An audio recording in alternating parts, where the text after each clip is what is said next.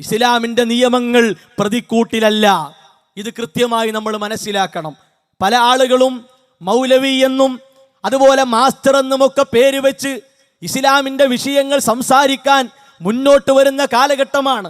പ്രത്യേകിച്ച് അള്ളാഹുവിൽ വിശ്വാസമില്ലാതെ, ഇസ്ലാമിനോട് കൂറില്ലാതെ, ഇസ്ലാമിൻ്റെ പ്രമാണങ്ങളോട് യാതൊരുവിധ ബഹുമാനവും ആദരവുമില്ലാതെ തനിക്ക് തോന്നിയതെല്ലാം മതമാക്കി വിളിച്ചു പറയുന്ന CH മുസ്തഫയെ പോലെയുള്ള AP അഹമ്മദിനെ പോലെയുള്ള ആളുകൾ അവർ സമൂഹത്തോട് ലളിതമായി സരളമായി പതുങ്ങിയ സ്വരത്തിൽ പറയുമ്പോൾ അത് കേൾക്കുന്നവർ വിചാരിക്കുന്നു ഇതൊക്കെ ദീനാണ്, ഇതൊക്കെ ഇസ്ലാമാണ്, ഇതൊക്കെ ഖുർആനാണ്, ഇതെല്ലാം അള്ളാഹു പറഞ്ഞതാണ്, ഇതെല്ലാം നബി സല്ലല്ലാഹു അലൈഹി വസല്ലമയുടെ അധ്യാപനങ്ങളാണ്.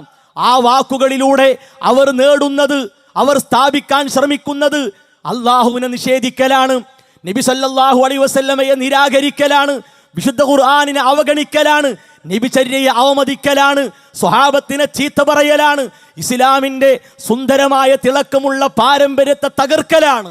അതിനു പകരം ശുദ്ധമായ ഷിയായിസം, ശുദ്ധമായ സൂഫിസം, ശുദ്ധമായ ബറേൽവിസം, ശുദ്ധമായിട്ടുള്ള എല്ലാ തോന്നിവാസങ്ങളും അത് സമൂഹത്തിലേക്ക് ഇറക്കുക എന്നതാണ് അവർ നേടിക്കൊണ്ടിരിക്കുന്നത്. വാട്സാപ്പിലൂടെ, ഫേസ്ബുക്കിലൂടെ, യൂട്യൂബിലൂടെ ഇത്തരം കാര്യങ്ങൾ നമ്മുടെ മുമ്പിലേക്ക് ഇളിച്ചു വരുമ്പോൾ സഹോദരങ്ങളെ, അതിനോട് കൃത്യമായ ഗൗരവകരമായ ഒരു സമീപനം സ്വീകരിച്ചുകൊണ്ട് അത്തരം വാദഗതികളെ ചവറ്റുകൊട്ടയിലേക്ക് വലിച്ചെറിയാൻ വിശ്വാസികളായ നമുക്ക് സാധിക്കണം.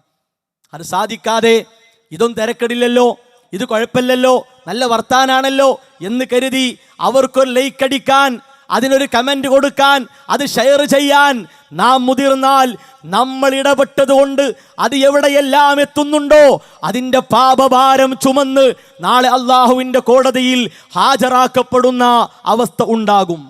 ഈ പേടി നമുക്കുണ്ടാകണം. അതുകൊണ്ട് അത്തരം കാര്യങ്ങൾക്ക് നേരെ ശക്തമായ പ്രതിരോധം തീർക്കാൻ വിശ്വാസം കൊണ്ട്, ആദർശം കൊണ്ട്, പ്രമാണങ്ങൾ കൊണ്ട് വിശ്വാസികളായ നമുക്ക് സാധിക്കേണ്ടതുണ്ട് എന്ന് സാന്ദർഭികമായി സൂചിപ്പിക്കുകയാണ്.